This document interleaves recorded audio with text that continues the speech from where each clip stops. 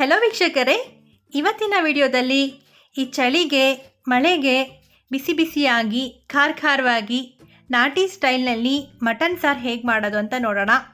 ಈ ಮಟನ್ ಸಾರು ಚಪಾತಿ ಜೊತೆಯಲ್ಲಿ, ರೋಟಿ ಜೊತೆಯಲ್ಲಿ, ಅನ್ನದ ಜೊತೆಯಲ್ಲಿ, ಹಾಗೆ ಬಿಸಿ ಬಿಸಿಯಾಗಿ ಮುದ್ದೆ ಜೊತೆನಲ್ಲಂತೂ ಈ ಸಾರು ತುಂಬಾ ಟೇಸ್ಟಿಯಾಗಿರುತ್ತೆ.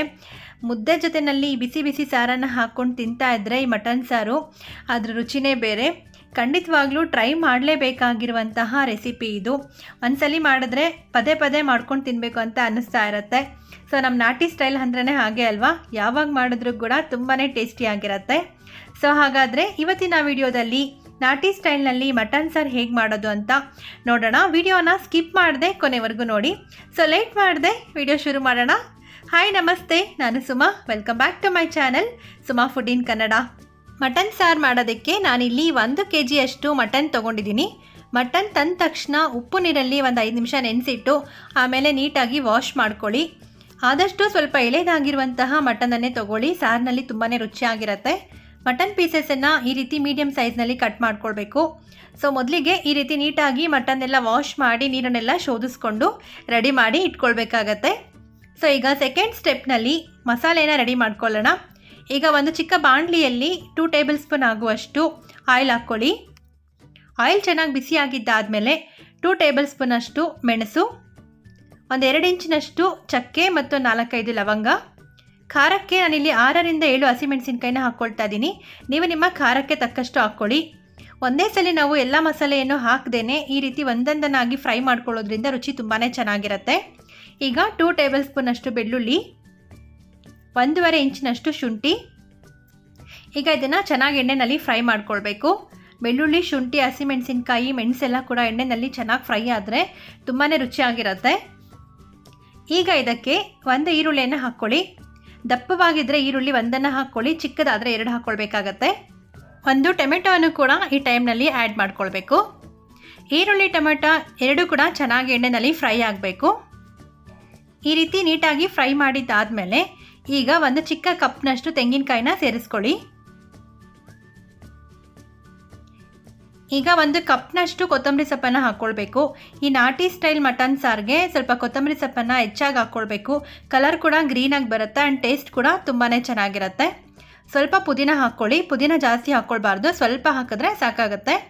ಈ ರೀತಿ ಒಂದೊಂದನ್ನೇ ಸೇರಿಸ್ಕೊಂಡು ಈ ರೀತಿ ಹುರ್ಕೊಳ್ಳೋದ್ರಿಂದ ಮಸಾಲೆ ಟೇಸ್ಟ್ ತುಂಬಾ ಚೆನ್ನಾಗಿರುತ್ತೆ, ಸಾರಿನಲ್ಲಿ ಒಳ್ಳೆ ರುಚಿ ಕೊಡುತ್ತೆ. ನೋಡಿ, ಈಗ ಎಲ್ಲ ಚೆನ್ನಾಗಿ ಫ್ರೈ ಆಗಿದೆ. ಈಗ ಸ್ಟವನ್ನು ಆಫ್ ಮಾಡ್ಕೊಳ್ಳೋಣ. ನೋಡಿ, ಈಗ ಮಸಾಲೆ ಕೂಡ ಚೆನ್ನಾಗಿ ತಣ್ಣಗಾಗಿದೆ. ಈಗ ಇದನ್ನು ಮಿಕ್ಸಿ ಜಾರ್ನಲ್ಲಿ ಈ ರೀತಿ ಫೈನ್ ಪೇಸ್ಟ್ ಮಾಡ್ಕೊಳ್ಬೇಕು. ಸೊ ಈಗ ಮಟನ್ ಸಾರಿಗೆ ಬೇಕಾಗಿರುವಂತಹ ಮಸಾಲೆ ರೆಡಿ ಆಯ್ತಲ್ವಾ. ಈಗ ನೆಕ್ಸ್ಟ್ ಸ್ಟೆಪ್ನಲ್ಲಿ ಒಂದು ಕುಕ್ಕರ್ನಲ್ಲಿ 3ರಿಂದ 4 ಟೇಬಲ್ ಸ್ಪೂನ್ ಆಗುವಷ್ಟು ಆಯಿಲ್ ಹಾಕ್ಕೊಳ್ಳಿ. ಆಯಿಲ್ ಚೆನ್ನಾಗಿ ಬಿಸಿಯಾಗಿದ್ದಾದಮೇಲೆ 1 ಈರುಳ್ಳಿಯನ್ನು ಈ ರೀತಿ ಸಣ್ಣದಾಗಿ ಕಟ್ ಮಾಡಿ ಹಾಕ್ಕೊಳ್ಬೇಕು. ಈರುಳ್ಳಿಯನ್ನು ಚೆನ್ನಾಗಿ ಫ್ರೈ ಮಾಡ್ಕೊಳ್ಳೋಣ.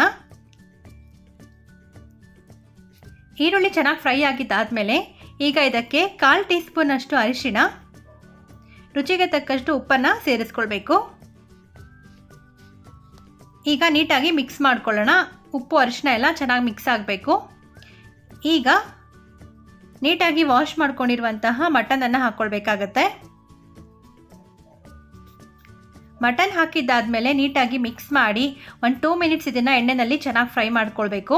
ಹಸಿ ವಾಸನೆ ಎಲ್ಲ ಚೆನ್ನಾಗಿ ಹೋಗುತ್ತೆ. ನೋಡಿ, ಮಟನ್ ಚೆನ್ನಾಗಿ ಫ್ರೈ ಆಗಿದ್ದಾದಮೇಲೆ ನಾವು ರುಬ್ಕೊಂಡಿರುವಂತಹ ಮಸಾಲೆಯನ್ನು ಸೇರಿಸ್ಕೊಳ್ಬೇಕು. ಈಗ ನೀರನ್ನು ಸೇರಿಸ್ಕೊಳ್ಳಿ. ನಿಮ್ಮ ಕನ್ಸಿಸ್ಟೆನ್ಸಿಗೆ ತಕ್ಕಷ್ಟು ನೀರನ್ನು ಸೇರಿಸ್ಕೊಳ್ಬೇಕಾಗತ್ತೆ. ತುಂಬ ತೆಳು ಬೇಕು ಅಂತ ಅನ್ಸಿದ್ರೆ ಸ್ವಲ್ಪ ನೀರನ್ನು ಹೆಚ್ಚಾಗಿ ಸೇರಿಸ್ಕೊಳ್ಳಿ. ಈಗ ನೀಟಾಗಿ ಮಿಕ್ಸ್ ಮಾಡ್ಕೊಳ್ಬೇಕು.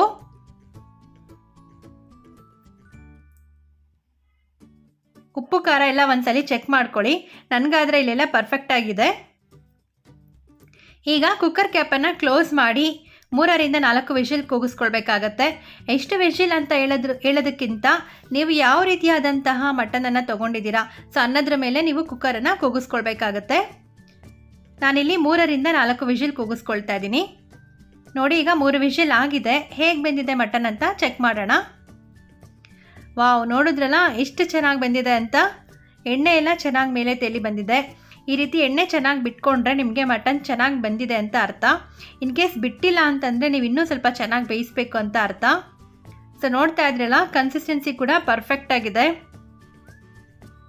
ಸೊ ನೋಡಿದ್ರಲ್ಲ ಎಷ್ಟು ರುಚಿಯಾಗಿ ನಾಟಿ ಸ್ಟೈಲ್ನಲ್ಲಿ ಮಟನ್ ಸಾರನ್ನು ಹೇಗೆ ಮಾಡೋದು ಅಂತ. ಸೊ ನೋಡ್ತಾ ಇದ್ರೇ ಬಾಯಿನಲ್ಲಿ ನೀರು ಬರ್ತಾ ಇದೆ ಅಲ್ವಾ. ಸೊ ಅಷ್ಟು ರುಚಿಯಾಗಿದೆ. ಖಂಡಿತವಾಗ್ಲೂ ಮುದ್ದೆ ಜೊತೆಗಂತೂ ಈ ಮಟನ್ ಸಾರನ್ನು ಹಾಕ್ಕೊಂಡು ತಿಂತಾ ಇದ್ದರೆ ನಿಜವಾಗ್ಲೂ ಅದರ ಮಜಾನೇ ಬೇರೆ.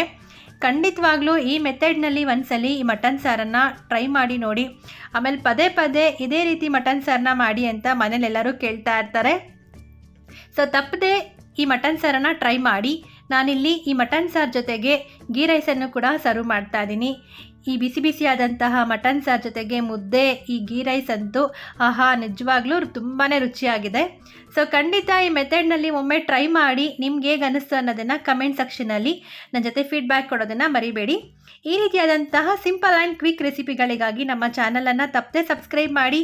ಹಾಗೂ ನಿಮಗೆ ಈ ವಿಡಿಯೋ ಇಷ್ಟ ಆಗಿದೆ ಅಂತ ತಿಳ್ಕೊಂಡಿದ್ದೀನಿ. ಈ ವಿಡಿಯೋ ಇಷ್ಟ ಆಗಿದ್ದಲ್ಲಿ ಈ ವಿಡಿಯೋನ ಒಂದು ಲೈಕ್ ಮಾಡಿ. ಮತ್ತೊಬ್ಬರಿಗೂ ಕೂಡ ಹೆಲ್ಪ್ ಆಗುವ ಹಾಗೆ ನಿಮ್ಮ ಫ್ಯಾಮಿಲಿ ಆ್ಯಂಡ್ ಫ್ರೆಂಡ್ಸ್ನೊಂದಿಗೆ ಈ ವಿಡಿಯೋನ ಫಾರ್ವರ್ಡ್ ಮಾಡಿ. Thanks for watching this video.